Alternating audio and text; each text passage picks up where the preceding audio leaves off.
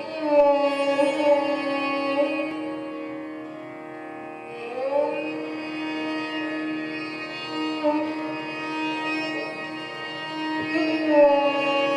علیکم، خوش آمدید تمام ہمارے جو شرکا ہے، چاہے آن لائن ہے اور یہاں پر بھی موجود ہے۔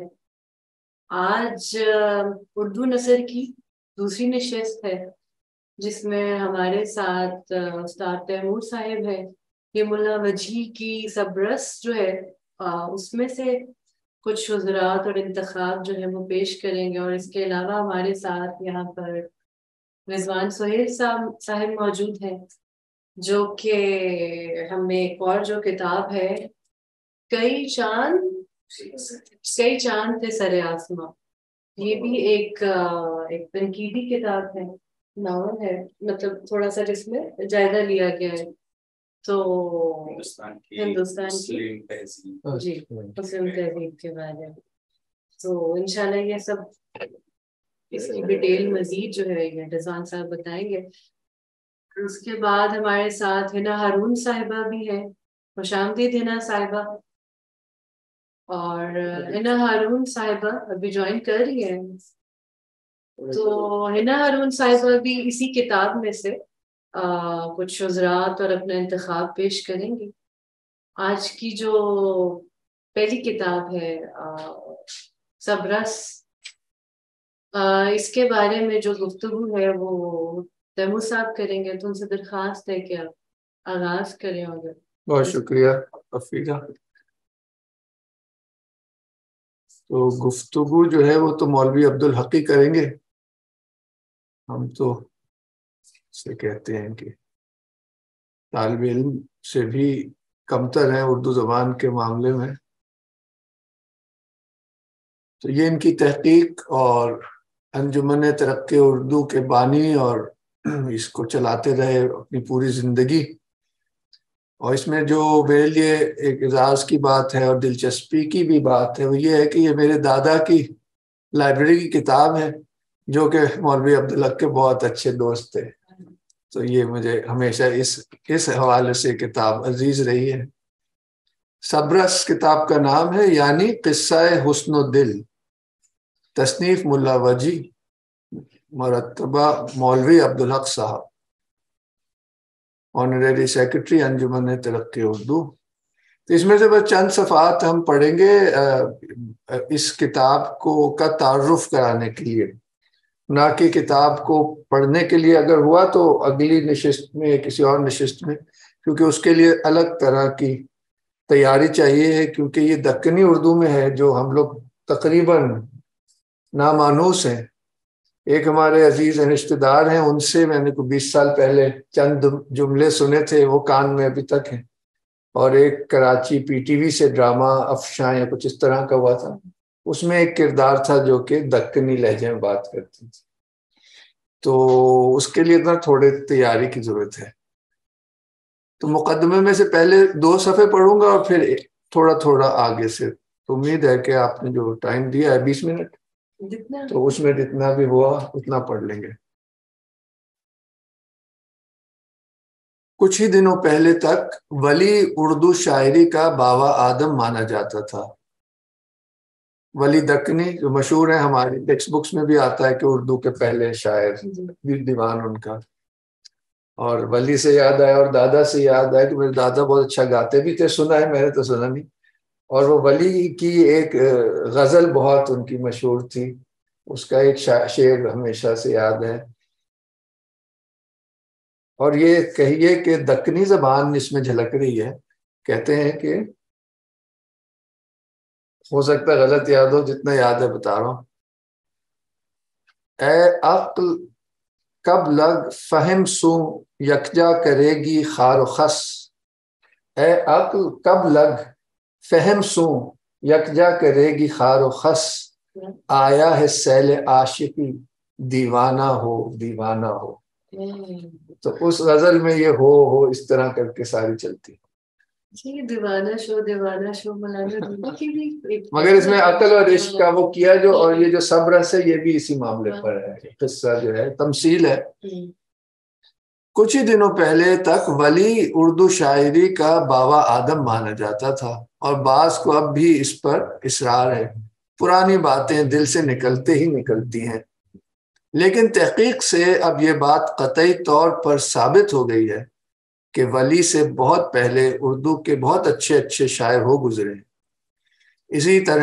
اسی طرح اب تک اردو کی پہلی کتاب فضلی سے منسوب کی جاتی تھی، اور اس کی کربل کتھا اردو نثر کی پہلی کتاب سمجھی جاتی تھی۔ لیکن حال ہی میں معلوم ہوا کہ فضلی سے کہیں پہلے نثر میں بہت سی کتابیں لکھی گئی تھیں، مگر پردہ خفا میں تھیں۔ تحقیق و جستجو نے اب انہیں گمنامی سے نکالا ہے۔ انہی میں سے ایک قابل قدر کتاب سب رس ہے۔ ہر زبان میں زمانے کے لحاظ سے نظم کو نثر پر تقدم حاصل ہے۔ اس کے یہ معنی نہیں ہے کہ لوگ پہلے اردو ناٹکوں کی طرح نظم ہی میں گا گا کر باتیں کرتے تھے، بلکہ اس سے یہ مطلب ہے کہ ادبی نظر سے پہلے نظم کہی یا لکھی گئی، اور نثر لکھنے کا رواج بہت بعد میں ہوا۔ اچھا دیکھیے، اب جو بات آ رہی ہے نا، یہ وہ اس زمانے کی عکاسی کرتا ہے کہ انگریز کی سوچ جو ہے ادب پر آنا شروع ہو گئی، کیونکہ سر سید کے بھی متقدموں میں سے تھے مولوی عبدالحق۔ بات یہ ہے کہ انسان ابتدا میں زیادہ تر جذبات اور جبلت کا تابع تھا۔ اب بھی جہاں کہیں تمدن نے اپنی پرچھائی نہیں ڈالی، وہاں لوگ جذبات کی اوٹ معلوم ہوتے ہیں۔ عقل دیر میں آتی ہے اور مشکل سے آتی ہے، اور اس کا جذبات پر غالب آنا اور بھی مشکل ہوتا ہے۔ یہ ٹپیکل 19 سینچری اور آپ کہہ لیں پوری ماڈرنٹی کی جو یہ انسان کو دو حصوں میں بانٹا ڈیکارٹ کے بعد سے، عقل اور جذبات کو دو خانوں میں ڈال دیا اور انسان کو اس میں محدود کر دیا، جبکہ حقیقت اور جو ہمارا سارا جو وزڈم ٹریڈیشن ہے اس میں تو ایک چیز روح اور بھی ہے نا، انسان خدا سے بھی تو جڑا ہے، صرف اپنے اندر محدود تھوڑی ہے۔ تو یہ خیر، تو یہ اس کا اثر ظاہر ہندوستان میں آیا انگریزوں کے آنے سے۔ جذبات کا اظہار نظم ہی میں خوب ہوتا ہے۔ انسان کا پہلا کلام گیت ہے۔ گانا اور ناچنا انسان کے ساتھ ساتھ پیدا ہوا ہے، اور اس میں وہ ایوولوشنری ایسپیکٹ بھی آپ کو کلیئر نظر آ رہا ہے۔ 19 سینچری ڈارونزم، فطرت میں ہر جگہ ناچ اور گانا نظر آتا ہے۔ موزونیت دونوں کی جان ہے، اور انسان کے اولین جذبات بے تکلفی اور سادگی سے انہی کے طفیل میں ظاہر ہوئے، اور اب تک ہر قوم میں متمدن ہو یا غیر متمدن، یہ اس کی مسرت اور لطف کا سامان ہے۔ اور جب تک، اب یہ دیکھیں، سائنس اور فیلنگز کہہ لیں، سائنس اینڈ کیا کہتے ہیں ان کو، ایموشنز، ان کو الگ وہ جو بھی کہیں، یہ اس کی مسرت اور لطف کا سامان ہے۔ اور جب تک سائنس جذبات کو بالکل کچل کر اسے مشین کا پتلا نہ بنا دے، یہ یوں ہی رہیں گے۔ کیونکہ اس دور میں، جدید دور میں، سائنس ہمیں یہ سمجھا جاتا ہے کہ سائنس حقیقت بتاتی، کیونکہ حقیقت کو مادی تصور کر لیا گیا، جبکہ پرانی تہذیب یا قرآن اور ساری دیگر جو روایتیں ہیں پھوٹنے والی اللہ کے کلام سے، وہ تو بالکل یہ نہیں کہتی۔ تو یہ بھی انٹرسٹنگ ہے۔ اگرچہ اردو کا نشو نما، یہ لکھا نا، ہاں، اگرچہ اردو کا نشو نما اس وقت ہوا جب کہ ملک اعلیٰ درجے کا متمدن تھا، لیکن یہ فارسی اور ہندی کی پروردہ تھی، دونوں شاعری کی زبانیں ہیں، یہ بھی اسی رستے پر پڑھ لی۔ اس کی ابتدا بھی نظم ہی سے ہوئی اور نثر بعد میں آئی۔ اردو کی بات کر رہے ہیں۔ یہاں تک کہ بعض علمی کتابیں بھی نظم میں لکھی گئیں، اور یہی تقریباً ہر زبان میں ہوا ہے۔ تو یہ تو صحیح بات ہے۔ اب تھوڑا سا مصنف کے بارے میں ہے۔ سب رس کا مصنف وجی ہے۔ یہ عبداللہ قلی قطب شاہ کا درباری شاعر تھا، یعنی کہ 1600 کی بات ہو رہی ہے، کافی کہنے اب تو 400 سال ہونے والی۔ مولوی صاحب کے زمانے میں 300 سال پرانی زبان تھی، کتاب تھی۔ قطب شاہی بادشاہوں کے عہد میں دکنی یعنی قدیم اردو کو بہت فروغ ہوا۔ یہ علم و ہنر کے بڑے سرپرست تھے۔ شعراء اور علماء ان کے دربار کی رونق تھے۔ خود ان میں یعنی کہ بادشاہوں میں سے بعض بڑے پائے کے شاعر ہوئے ہیں۔ سلطان محمد قلی قطب شاہ، یہ 1600 کے شروع کے ڈیٹس ہیں، کا یعنی کہ سن 988 ہجری تا سن 1020 ہجری کا ضخیم کلیات اس کی قادر الکلامی اور وسیع النظری پر دلالت کرتا ہے۔ آگے تو نہیں بڑھ گئی؟ اردو میں اس سے قبل کا ایسا پاکیزہ کلام دریافت نہیں ہوا ہے۔ اس کا بھتیجا اور جانشین محمد قطب شاہ بھی اردو کا بہت اچھا شاعر ہوا ہے، اور اس کا دیوان موجود ہے۔ اس کا جانشین عبداللہ قطب شاہ ہے، جس کے زمانے کی کتاب ہے، جو یہ سمجھ لے 1680s کا شاید ڈیٹ بنتی ہے، یا تھوڑا مطلب ہے اس کے بعد کی۔ عبداللہ قطب شاہ بھی اپنے باپ دادا کی طرح اردو کا شاعر تھا۔ اس کے عہد میں علم کا بہت چرچا تھا، اور بعض بڑے بڑے فاضل اور شاعر اس کے دربار سے تعلق رکھتے تھے۔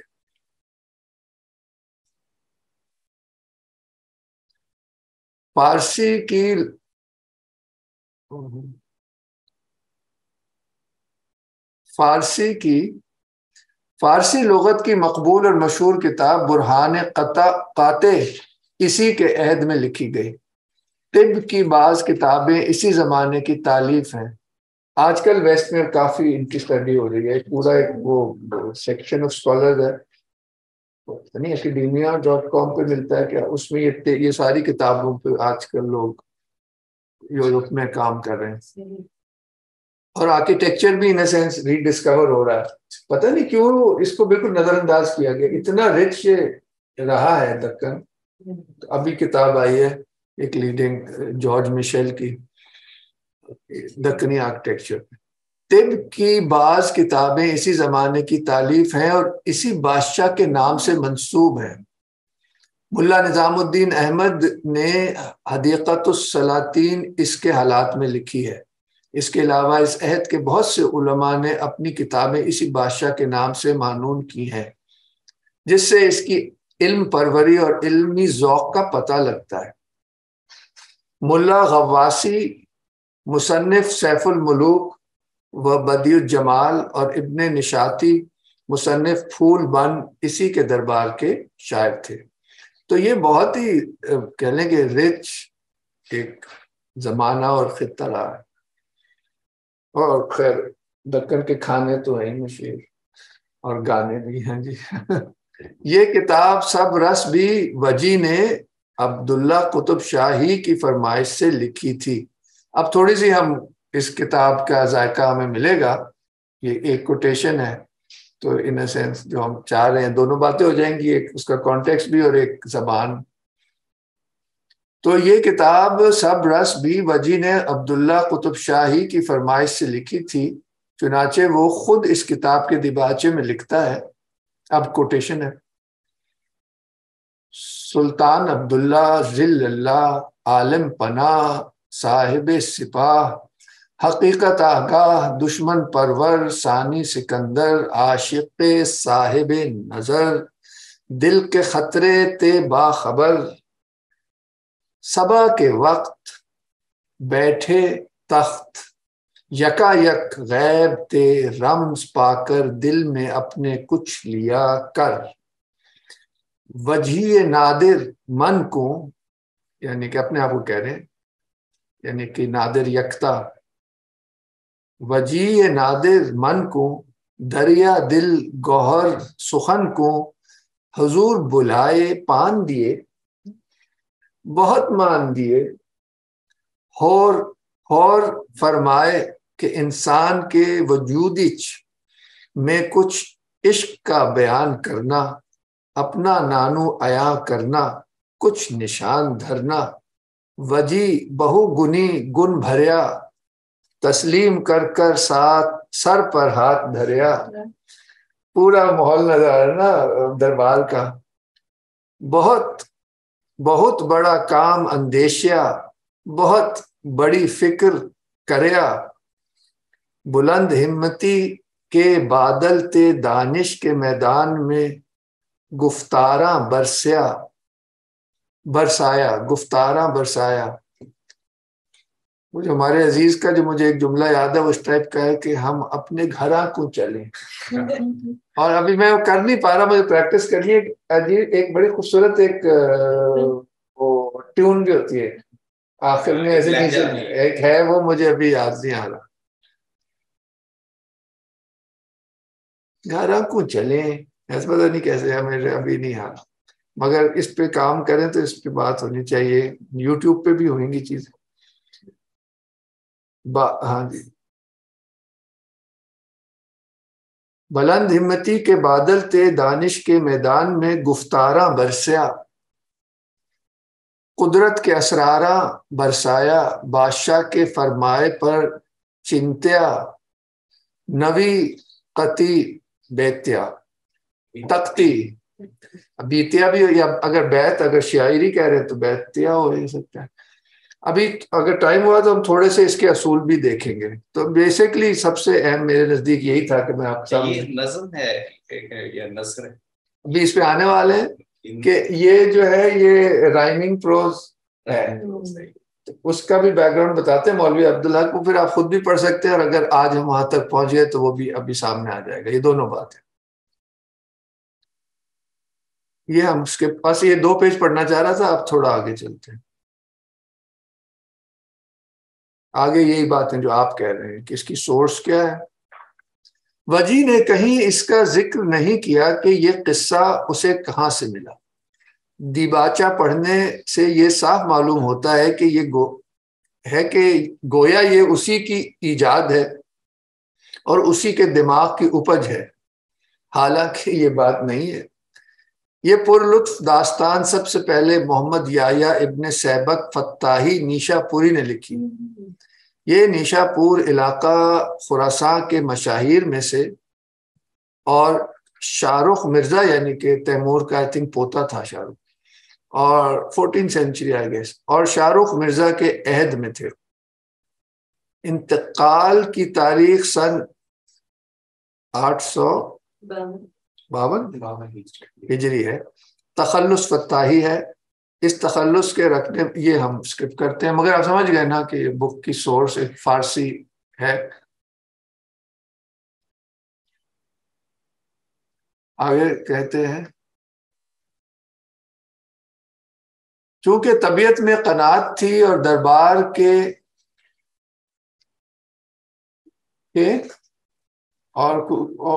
دربار کے نہ تھے، اس لیے ان کا کلام زیادہ مشہور نہ ہوا۔ علاوہ دیوان کے ان کی کئی تصنیفات ہیں، ان میں سے ایک دستور عشاق یعنی حسن اور دل کا قصہ ہے، تو وجی نے یہاں سے لیا ہے۔ دستور عشاق مثنوی ہے جس میں 5000 شعر ہیں۔ اس قصے کو مصنف نے شبستان خیال اور حسن و دل کے نام سے الگ الگ بھی لکھا ہے، لیکن یہ دونوں دستور عشاق کے بعد لکھی گئی۔ حسن و دل جو بہت مشہور ہوئی، نثر میں دستور عشاق کا خلاصہ ہے۔ اس کی نثر مسجع اور مقفع ہے، وہی کہ رائمنگ ہے، اور ثنائے اور بدائے کی اس میں خوب داد دی ہے۔ یہ کتاب یورپ میں 3 بار چھپی اور ترجمہ ہوئی. اس کو اسکپ کر دیتے ہیں. آگے مطلب وہ ہمارے فی الحال انٹرسٹ کا نہیں ہے نا. یعنی کہ اس فارسی کتاب کو انگریزوں نے 19 سینچری میں چھاپا وغیرہ. یہ 1801 میں سب سے پہلے چھپی. مگر تو اب یہ جو انہوں نے حالات لکھے ہیں یہ انہی بکس میں سے لیے مولوی عبدالحق نے. مذکورہ بالا حالات میں نے مسٹر R.S. کرین شیلٹس ICS کی کتاب دستور اشاق کے مختصر دیباچے سے اخذ کیے ہیں، جو انہوں نے جرمن ڈاکٹر کے مقدمے سے، جس کا ذکر اوپر ہو چکا ہے، نقل کیے ہیں. مسٹر گرین شیلٹس نے اصل فارسی نسخہ سن 1926 میں شائع کیا. مگر اس میں ایک پوائنٹ تو کہہ رہے ہیں جس وجہ سے میں پڑھ رہا ہوں. لیکن ہندوستان میں حسن و دل کے نام سے اسی قصے کو ایک شاعر نے بھی نظم کیا ہے، جس کا ذکر یورپین مترجموں نے نہیں کیا. اس کے مصنف داؤد ایلچی ہیں، جنہوں نے اپنی مثنوی حسن و دل سن 1054 ہجری میں نظم کی وغیرہ. یہ بھی ہو گئی بات.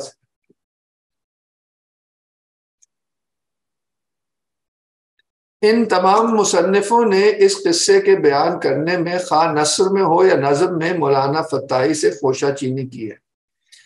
گو ملا وجی نے قصے کی اصل کی طرف کہیں اشارہ نہیں کیا، مگر دونوں کتابوں کے پڑھنے سے صاف معلوم ہوتا ہے کہ وجی نے قصے کی واردات حرف بحرف فتاحی سے لی ہے.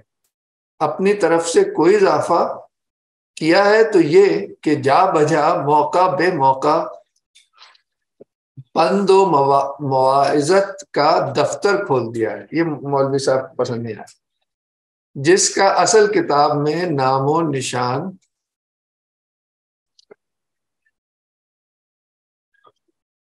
نہیں.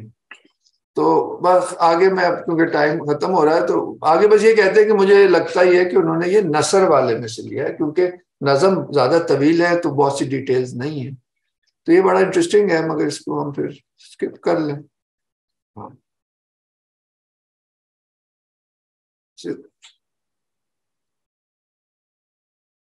پھر یا اس کو اسکپ کریں گے یا اس کے قواعد کو اسکپ کریں گے. میرا خیال ہے یہ تھوڑا سا قصے کے بارے میں زیادہ انٹرسٹنگ ہوگا کہ نہ اسکپ کروں. دیکھیے جناب،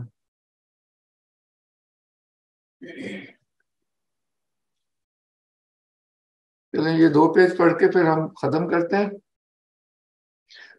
میرا قیاس یہ ہے کہ یہ تو ہو گیا کہ انہوں نے نثر سے لی ہے. مثلا جب حسن اور دل کی شادی ہوتی ہے تو وہاں فتاحی نے دف و گل، چنگ و بنفشہ، نرگس و کاسائے چینی کے بڑے پر لطف مناظر لکھے ہیں. نثر کی کتاب میں ان کا ذکر نہیں. سب رس میں بھی یہ نہیں پائے جاتے. اور اس تقریب میں قامت اور زلف اور دیگر عمرا کی طرف سے جو دعوتیں اور مہمانداریاں ہوئی ہیں اس کا بھی کوئی مذکور نہیں. اور آخر میں جب گلشن رخسار میں خضر سے ملاقات ہوتی ہے تو وجی نے صرف چند ہی سطروں میں یہ ملاقات ختم کر دی ہے، اور آنکھوں میں ساری باتیں ہو جاتی ہیں، اور زبان سے کسی کلمے کے ادا کرنے کی ضرورت نہیں پڑتی. لیکن بخلاف اس کے دستور اشاق میں خضر دل کو ایک پرمعنی اور پرمعارف تلقین کرتا ہے. سب رس میں قصے کا خاتمہ مبہم بلکہ مبہم ہو کے رہ جاتا ہے. دستور اس پیج پہ پھر ہم ختم کریں گے. دستور اشاق میں فتاحی خضر کی زبان سے تمام اسرار کی حقیقت کھولتا ہے اور بتاتا ہے کہ تو کیا ہے. زرق، توبہ اور زہد کون ہے، نظر، ہمت، رقیب، قامت، زلف، وفا اور غیر سے کیا مطلب ہے، گلشن رخسار اور شہر دیدار کیا ہے، اور عقل اور عشق کی کیا حقیقت ہے. غرض تمام تمثیل پر سے جو ہم پڑھتے آئے ہیں آخر میں مجاز کا پردہ اٹھا دیتا ہے. اور حقیقت کا جلوہ دکھا دیتا ہے، اور جن چیزوں کو ہم قصہ سمجھتے تھے وہ معارف کے رنگ میں نظر آنے لگتی ہیں، اور اس ترکیب سے داستان کے تمام اسرار حل ہو جاتے ہیں۔ آب حیات جس پر قصے کی بنیاد ہے اور جس کی آرزو میں تمام، یعنی کہ واٹر آف لائف،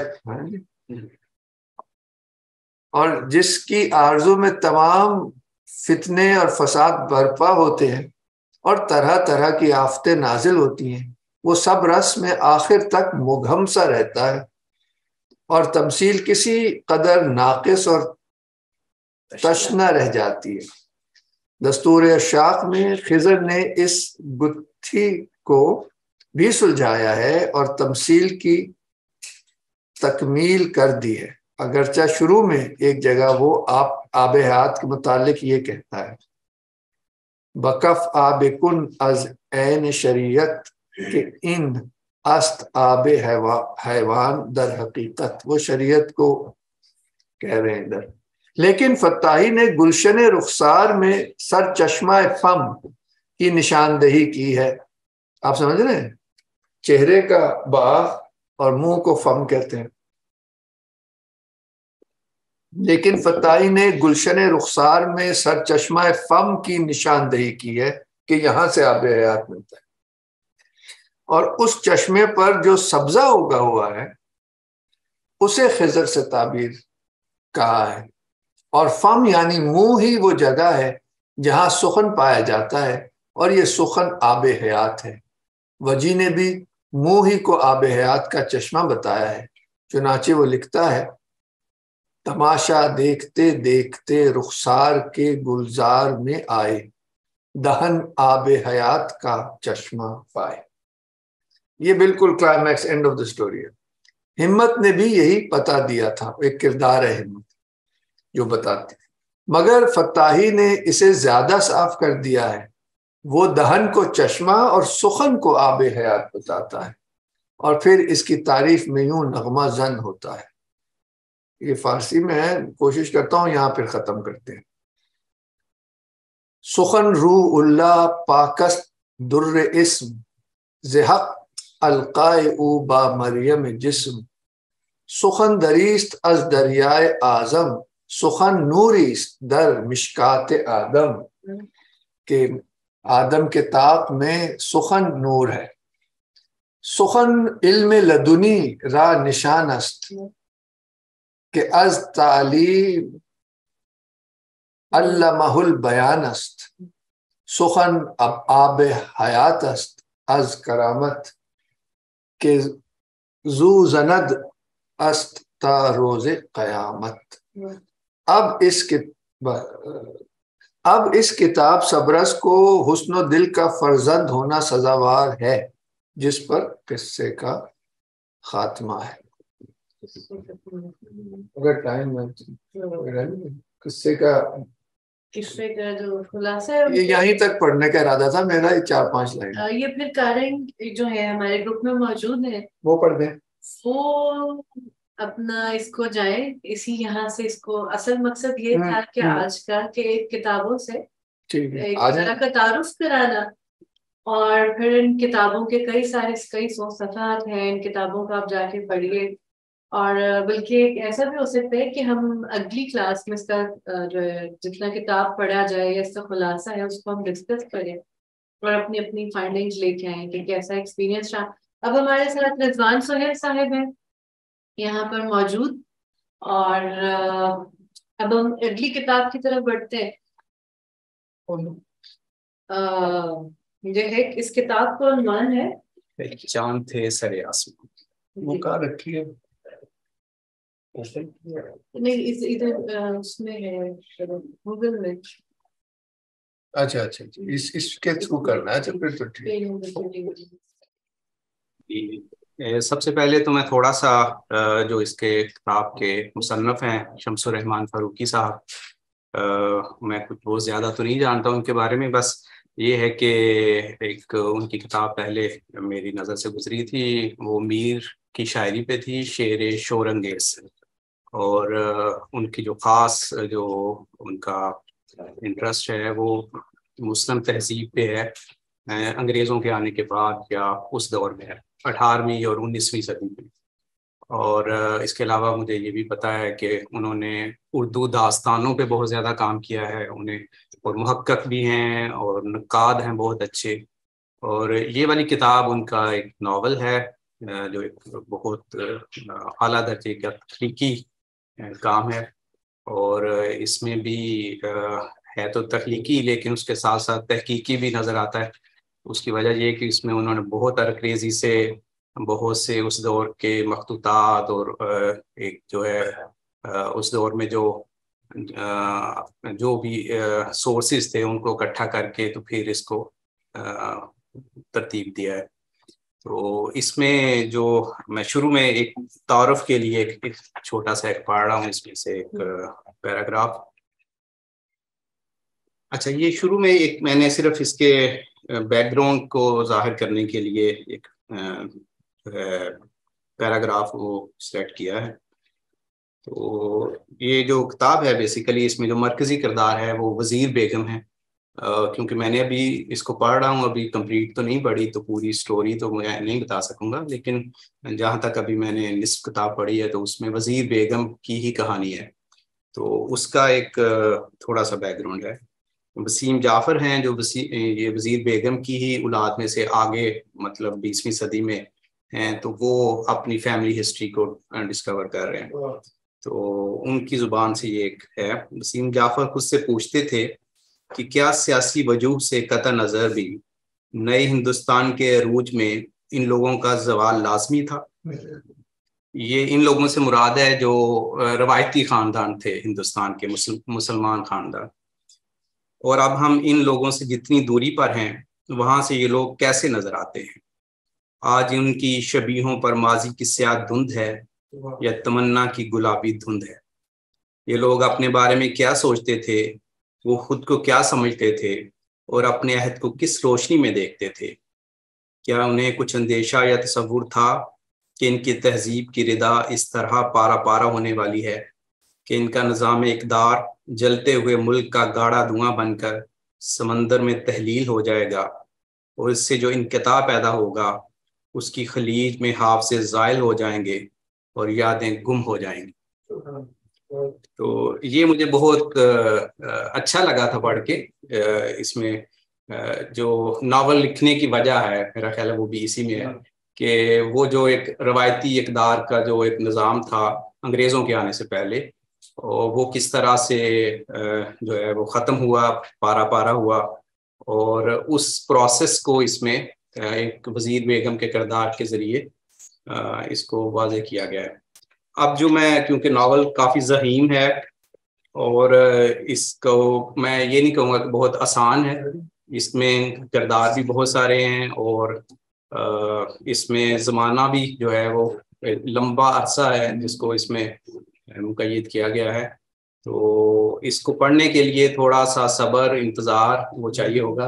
اور پھر وہ سٹوری جو ہے وہ تو ظاہر ہے کہ نہیں اس میں ایک چھوٹی سی نشست میں بیان نہیں ہو سکتی.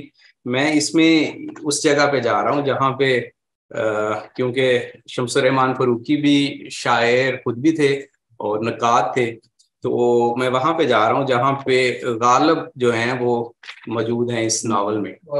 اور یہ میرے لیے بہت ہی ایک انٹرسٹنگ پیراگراف تھا جہاں پہ وہ ایک دربار ہے، ایک محفل ہے ایک انگریز کی جو ریزیڈنٹ تھا اس وقت دہلی میں، ولیم فریزر. اور جن لوگوں نے میرا خیال ہے غالب ڈرامہ دیکھا ہوگا اس میں بھی اس کا ذکر ہے ولیم فریزر کا. تو یہ اس کے گھر یا اس کے محل میں ایک مجلس ہے جس میں غالب بھی موجود ہیں اور کچھ اور اس وقت کے نواب وہ موجود ہیں. تو وہ غالب جو ہیں وہ اپنی غزل جو ہیں وہ سناتے ہیں. تو وہاں پہ ہم آتے ہیں. اب یہ ولیم فریزر مخاطب ہیں مرزا غالب سے. تو وہ کہتے ہیں کہ مرزا صاحب، کیا میں آپ کو سخن گستری کی زحمت دے سکتا ہوں؟ ہم سب مشتاق ہیں. جی حاضر ہوں، ابھی پیش کرتا ہوں. یہ کہہ کر مرزا صاحب نے اپنے جام سامنے کی چھوٹی تپائی پر رکھ دیا منہ پر ہاتھ پھیرا، ہاتھ اٹھا کر ہزار مجلس کی طرف اشارہ کیا اور بولے، سخن سنجوں کی محفل ہے، یہاں شعر سنانا موجب لطف کامل ہے، نواب ولیم فریزر بہادر کے انتشال امر میں نئی غزل ملاحظہ ہو۔ ابھی بسم اللہ ارشاد فرمائیے، ہم مشتاق ہیں کہ صدائیں تھمی نہ تھیں کہ مرزا صاحب نے مطلع عرض ہے کہہ کر غزل شروع کی۔ ہر طرف سناٹا ہو گیا، نوکر بھی اپنی جگہ جم کر رہ گئے، پیچوان کی گڑ گڑ خاموش ہو گئی، غالب کی آواز میں اب ایک سوز، ایک نئی گہرائی آ گئی تھی، لگتا تھا کسی پراسرار غیر مرئی وجود سے مخاطب ہوں۔ تو یہ شعر ہے ان کا، فارسی کی غزل ہے یہ۔ بیا و جوش تمنائے دیدنم بنگر، چوشک از سر مزگاں چکی دنم بنگر۔ اچھا، اس ناول میں جگہ جگہ فارسی کے اشعار تو ہیں، ان کا ترجمہ نہیں، تو جو لوگ فارسی سے آشنا نہیں ہیں انہیں خود تھوڑی سی محنت کرنی پڑے گی، اور اس کے ترجمہ جو ہے وہ کہیں بھی انہوں نے دیا نہیں ہے۔ میرا خیال ہے وہ توقع رکھتے ہیں کہ لوگ کسی حد تک فارسی کو بھی سمجھتے ہیں، کیونکہ جو غالب کا کہتے ہیں کہ دیوان ہے فارسی میں، جی جی اس کا لیول کہیں آگے بڑھ کر ہے ان کے جو اردو کے کلام سے۔ جی بالکل، ان کا ترجمہ بھی موجود آ گیا ہے فارسی کا۔ ہاں ترجمہ تو مل جائے، اس کا ہے کہ آپ وہ جا کے پڑھیے۔ اچھا، اس میں ایک اور چیز ہے، میں اس کو سمجھنے کے لیے میں کچھ تلاش کر رہا تھا تو مجھے یہ غزل فریدہ خانم نے گائی دی ہوئی ہے، تو وہ بہت ہی خوبصورت۔ شیئر کیجیے۔ بیا و جوش تمنائے دیدنم بنگر، چو اشک از سر مزگاں چکی دنم بنگر۔ میں بھی تھوڑا سا اس کو جو سمجھا ہوں وہ یہ ہے کہ آؤ، بیا کا مطلب ہے آؤ، و جوش تمنائے دیدنم بنگر، اور میرا جو تمہیں دیکھنے کا جوش ہے وہ دیکھو، یا شوق ہے وہ دیکھو۔ چو اشک از سر مزگاں چکی دنم بنگر، اور جب میں ابھی پہلا شعر ہی پڑھ رہا تھا، تو اس میں ایک تو اشعار ہیں غالب کے، اور پھر دوسرا اس کا جو رسپانس ہے وہ بھی دیکھنے والا ہے جو حاضرین کی طرف سے ہے۔ تو پہلا شعر یہی تھا، بیا و جوش تمنائے دیدنم بنگر، چو اشک از سر مزگاں چکی دنم بنگر۔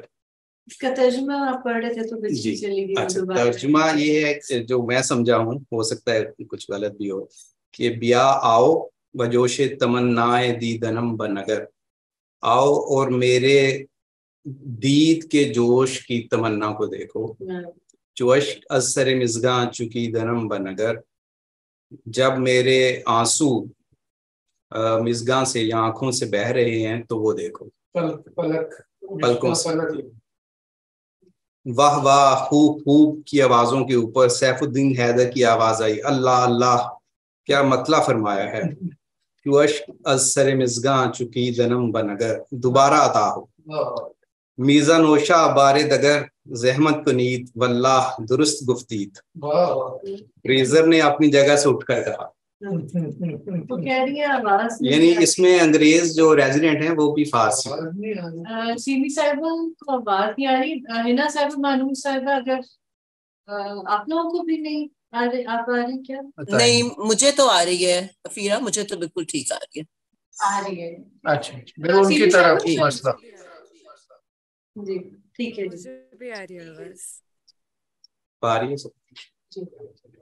میزا نوشا بار دگر زحمت کنید واللہ درست گفتید۔ فریزر نے اپنی جگہ سے اٹھ کر کہا، غالب نے سلام کر کے مطلع دوبارہ پڑھا اور داد کی طرف دھیان دیے بغیر حسن مطلع کہتے ہوئے دوسرا شعر بھی پڑھا۔ حسن مطلع دوسرے شعر کو کہتے ہیں، غزل کے دوسرے۔ زمن بجرم تپیدن کنارمی کر دی، زمن بجرم تپیدن کنارمی کر دی، پاس بیٹھے ہوئے سامعین نے مصرع اٹھایا، سبحان اللہ، زمن بجرم تپیدن، خوب کنارمی کر دی، بہت خوب، جرم تپیدن داد سے مستغنا ہے۔ مرزا غالب نے دوسرا مصرع پڑھا، بیا بخاک من و آرمی دنم بنگر۔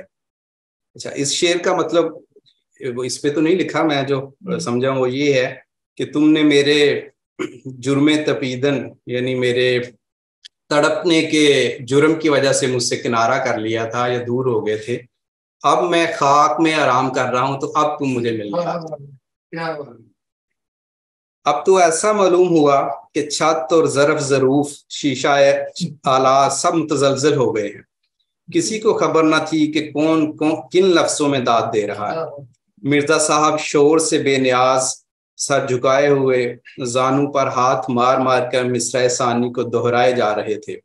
बिया बखा के मन बारमी दनम बनगर, बिया बखा के मन बारमी दनम बनगर, बिया बखा के मन बारमी दनम बनगर। कभी कभी वो सिर्फ गुनगुनाने लगते, अल्फाज को पूरी तरह अदा भी ना करते। फिर अचानक सर उठाकर उन्होंने सारे मजमे को देखा। का शेर जरा पस्त आवाज में पड़ा, जमन बजुर्मे तपीदन कनारमी कर दी, बिया बखा के मन बारमी दनम बनगर। मजमा एक लम्हे को साकत हुआ तो उन्होंने अगला शेर पढ़ा। गुज़िश्ता कार मन अज रश्क के गैर शर्मत बात, बबज़ में वस्ल तू खुदरा नदी दनम बनगर। दाद का शोर फिर बुलंद हुआ तो मिर्जा साहब ने हाथ के इशारे से इल्तमास की कि काम सुन लीजिए, इस कदर दाद दी जाएगी तो गजल क्यों कर तमाम होगी। फिर भी थोड़ी बहुत अहसनत, माशाअल्लाह, क्या जोर बयान है, क्या मजमून है, क्या काफिये हैं, और मिसरे बार बार उठाए जाने की आवाज़ों के दरमियान उन्होंने शेर पढ़े। शुनीदम के नबीनी व नाउमीद नीम, शुनीदम के नबीनी व नाउमीद नीम, नदीदन तू शनीदम शनीदनम बनगर। मैंने सुना है कि इसका मतलब ये होगा कि मैंने सुना है कि तुमने नहीं देखा लेकिन मैं नाउमीद नहीं हूँ। नदीदन तू शनीदम शनीदनम बनगर, तुमने वो ना देखा जो मैंने कहा, लेकिन अब तुम वो सुन लो जो मैंने कहा।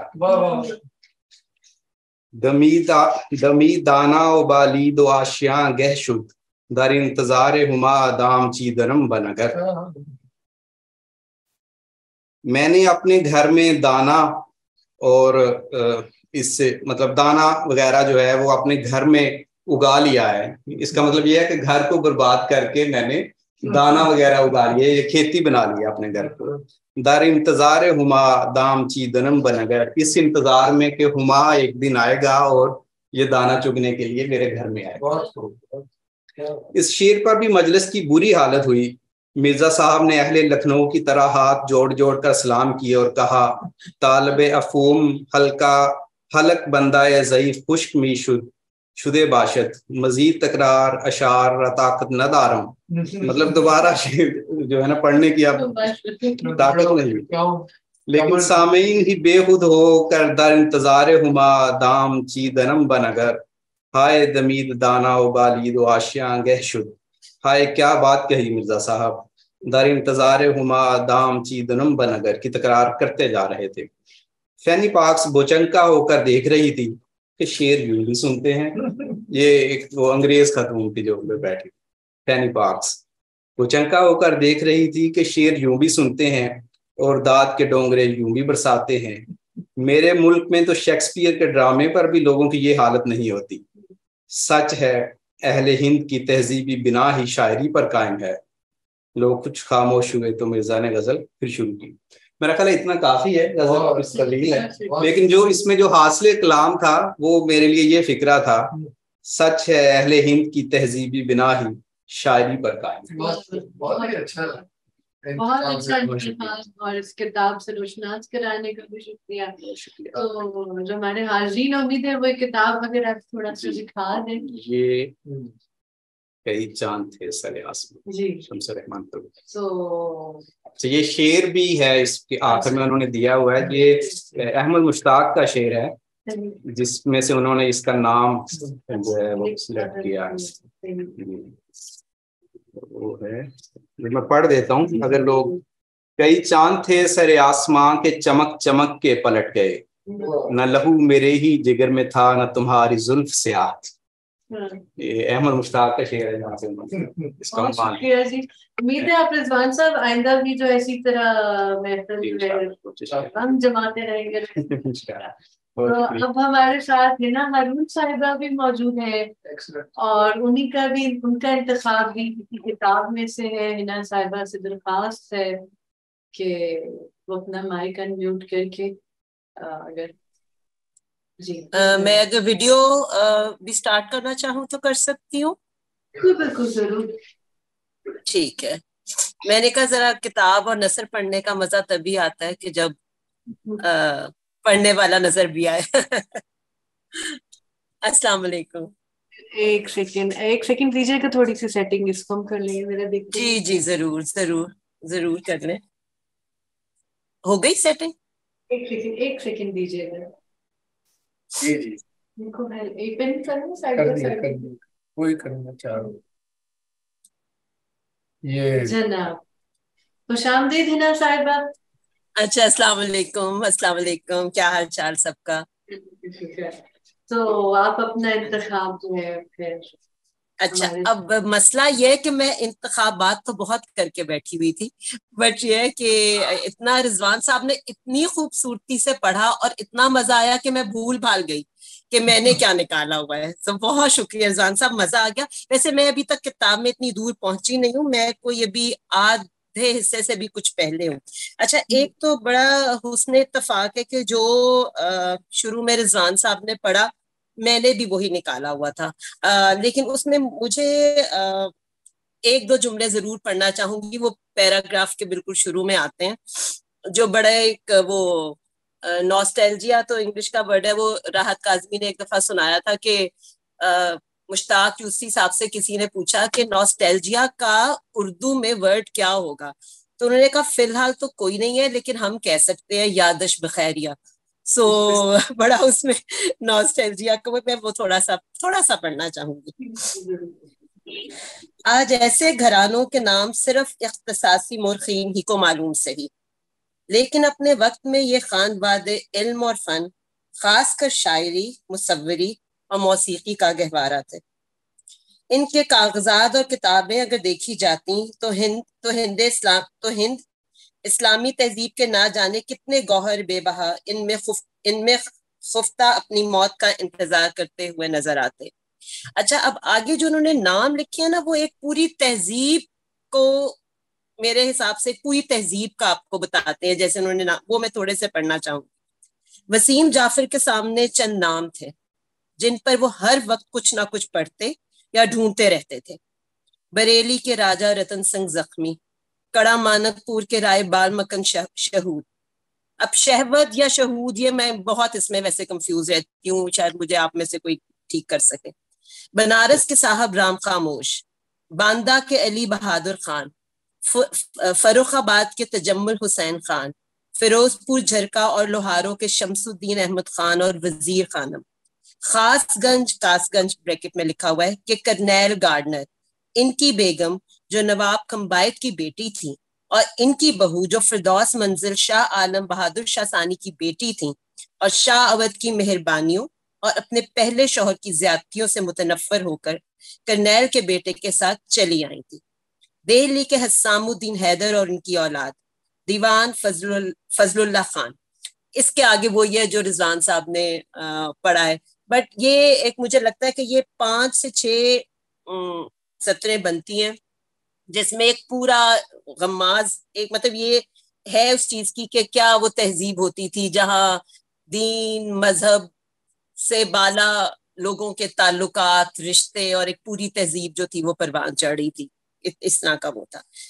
ایک اور میرا بڑا فیوریٹ ہے اس میں، اچھا اس پیراگراف کو اس میں کوئی خاص ایسی چیز ہے لیکن اس کو جب آپ پڑھتے ہیں نا اس پیراگراف کو، تو اس کو میں نے 2-3 دفعہ آگے جا کے پھر میں پلٹ کے آتی ہوں. اس خوبصورتی سے انہوں نے ایک ایسا پراسرار اور ایسا خوبصورت ایک سین بیان کیا ہوا ہے کہ وہ واقعی آپ کو لٹرلی لگتا ہے کہ آپ اپنے کمرے میں ہوں اور رات کا وقت ہو اور ہوا اور پردہ، مطلب آپ بالکل آپ لٹرلی لگتا ہے آپ اس کے اندر چلے گئے ہو. سو وہ میں تھوڑا سا پڑھنا چاہوں گی، زیادہ ٹائم میں نہیں لیتی. اچانک اپنے ہی آپ ایک ہلکی سی آواز کے ساتھ کتاب بند ہو گئی. میں بھی ٹھیک سے چونک بھی نہ پایا تھا کہ کتاب پھر کھلی اور کسی نے سرگوشی کے لہجے میں لیکن بالکل صاف صاف ہر حرف کو ادا کرتے ہوئے کچھ کہا، مگر کیا کہا یہ میں نہ سمجھ سکا۔ خدا معلوم اردو تھی یا پشتو یا ترکی، میرے لیے سب برابر تھے۔ میں نے ہمت پھر مجتمع کرنی چاہی کہ دیکھوں تو صحیح کیا کوئی خواب دیکھ رہا ہوں، لیکن اچانک کتاب کے کھلے ورق پر ایک نارنجی شنجرفی لہر لرزاں لرزاں گزر گئی۔ نہیں، میں شاید بھولتا ہوں، لرزاں تو وہ بالکل نہ تھی، وہ تو اس طرح گزری تھی جیسے جاندار ہو، پل کھاتی ہوئی، کمکمے کی چوڑی کی طرح، لیکن ورق اب بھی خالی تھا۔ پھر کچھ ایسا لگا کہ خالی تو نہ تھا، کچھ اس پر کچھ لکھا ہوا ہوگا، جسے کسی بے درد نے بہت آہستہ آہستہ رگڑ کر مٹا دیا تھا۔ آج سے شیشہ اٹھاؤں، کم بخت کو اسی دراز میں تو رکھتا ہوں، لیکن دراز کہاں، میں تو پلنگ پر دراز ہوں۔ آگے بھی بہت خوبصورت ہے، بٹ میں جب شروع ہوتی ہوں تو اس کو بہت دفعہ پڑھتی ہوں۔ اس میں 2-3 چیزیں ہیں۔ نارنجی شنجرفی پہ میں نے لفظ پہ بڑی ریسرچ کی، سو آپ لوگوں کو تو پتا ہوگا، ہم جیسے نالائقوں کو نہیں پتا تھا۔ بڑا خوبصورت میں نے اس پہ 2-3 جگہوں پہ دیکھا، تو بتانا چاہوں گی جو بھی سن رہے ہیں میرے جیسے، کہ یہ تھا کہ ایک سرخ رنگ کی دھات، شنجرفی کا مطلب ایک سرخ رنگ کی دھات جو گندھک اور پارے کی آمیزش سے بنائی جاتی تھی، اور میرا خیال ہے وہ رائٹنگ کے لیے یوز ہوتی ہوگی، یا یہ مجھے اس میں تھوڑا سا یہ کنفیوژن ہے کہ کیا وہ اس رنگ کو بیان کریں یا واقعی کوئی ایسی چیز تھی جیسے پینسل میں لیڈ ہوتی ہے یا دھات کوئی کریں، یہ تھوڑی مجھے سمجھ نہیں ہے، شاید رضوان صاحب مجھے بتا سکیں۔ آپ اگر یہ لفظ آپ سے کہ یہ جو لفظ دوبارہ پڑھیں، فکرہ دوبارہ پڑھوں؟ شنجرفی اگر میں ٹھیک پروناؤنس کر رہی ہوں تو اس کو جو ہے نا کاریگر اس کو شنگرف کہتے ہیں عام اردو اور پنجابی میں۔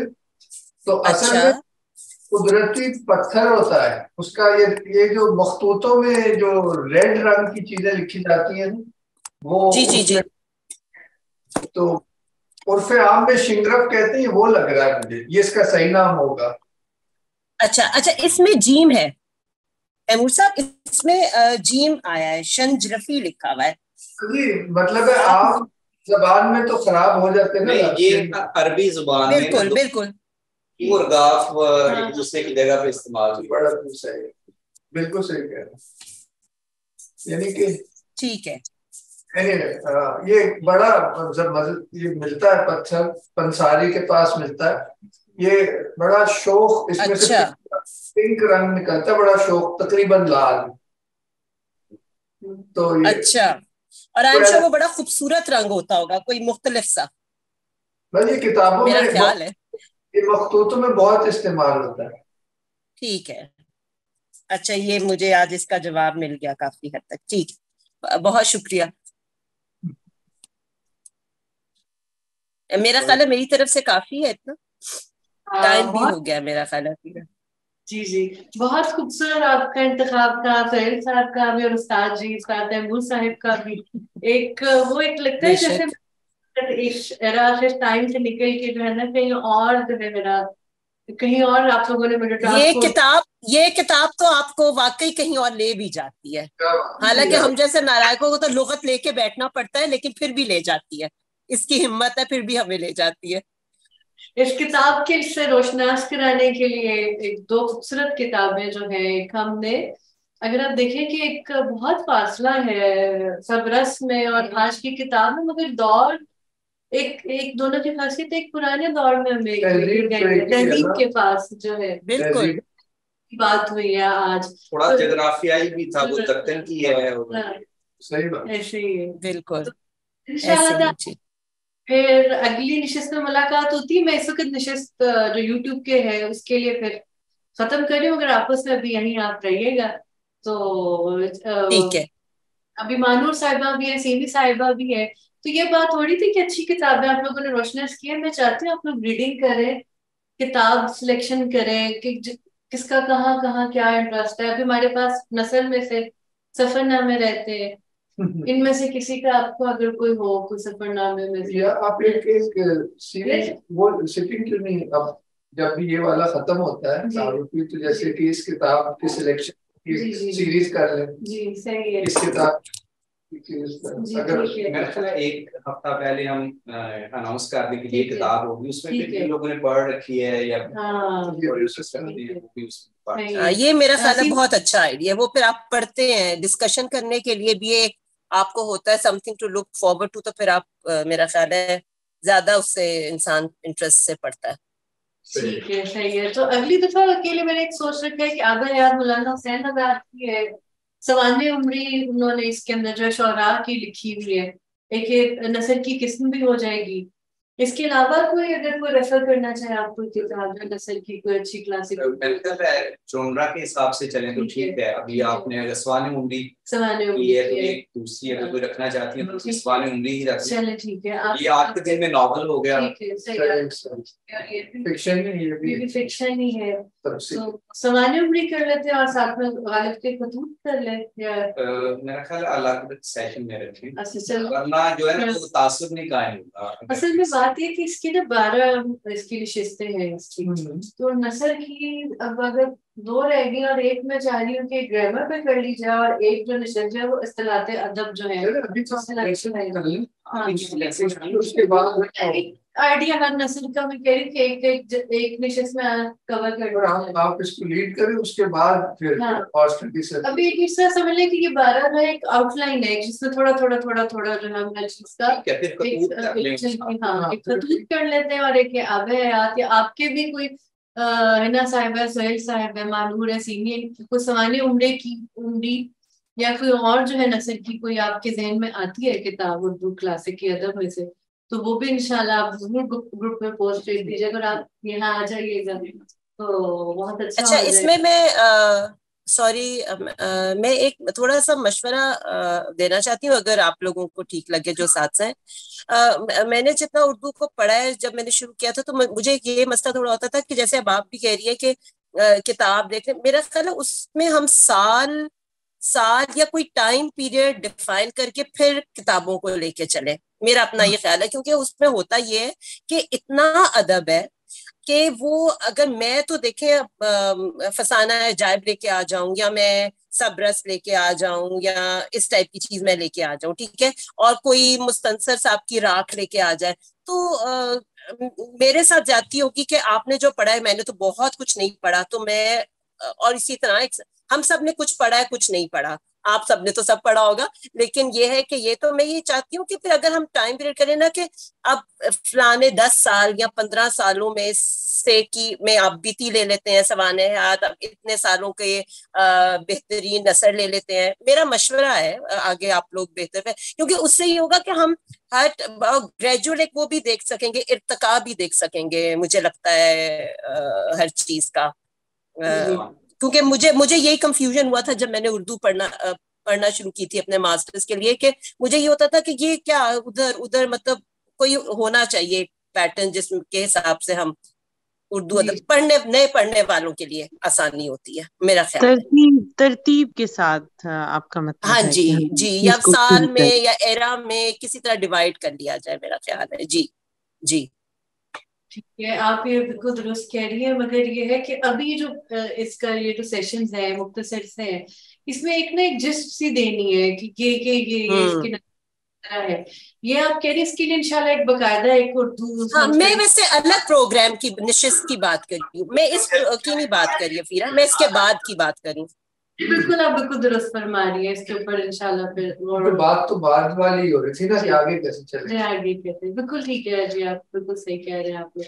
चले इंशाल्लाह ताला अगली नशिस्त होती है, आप लोगों का इनपुट और फीडबैक भी चाहिए होगी, आप लोग भी कुछ सजेस्ट करते हैं, कोई ज़हन में कोई अच्छी किताब आए क्लासिक अदब से तो इंशाल्लाह ताला होगी इंशाल्लाह। और अगली दफा उम्मीद है कि सीमी साहिबा और मानूर साहिबा भी हमारे साथ जो है इसमें हिस्सा लेंगी कोई ना कोई किताब पढ़ने में। चले इंशाल्लाह ताला सबका बहुत शुक्रिया जी, खुदा हाफिज, बहुत शुक्रिया, अल्लाह हाफिज।